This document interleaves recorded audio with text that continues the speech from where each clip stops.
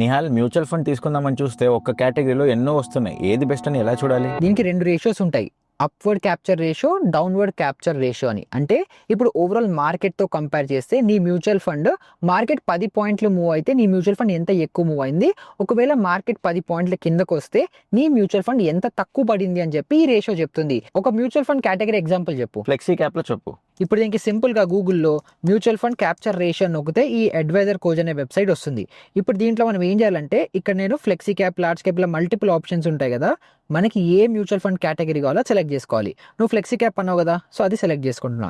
ఏవైతే ఇప్పుడు మనకి టాప్ 5 ఫ్లెక్సీ క్యాప్ ఫండ్స్ ఉన్నాయో వాటి లిస్ట్ని ఇక్కడ యాడ్ చేసుకొని సెలెక్షన్ పీరియడ్ మ్యాక్సిమం పెట్టి సబ్మిట్ నొక్కితే ఇక్కడ మనకి కింద వాల్యూస్ అన్ని వస్తాయి. సో ఇప్పుడు ఈ 5 చూస్తే అన్నిటికంటే highest up market capture ratio దేనికి ఉంది?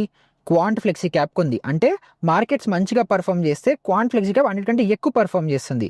ఇప్పుడు downward capture ratio Parag Parikh flexi క్యాప్కి 52 ఉంది. అంటే మార్కెట్ పడినప్పుడు ఇవన్నీ ఫండ్స్లో కంటే కూడా పరాగ్ పారిక్ తక్కువ పడుతుంది అని అర్థము.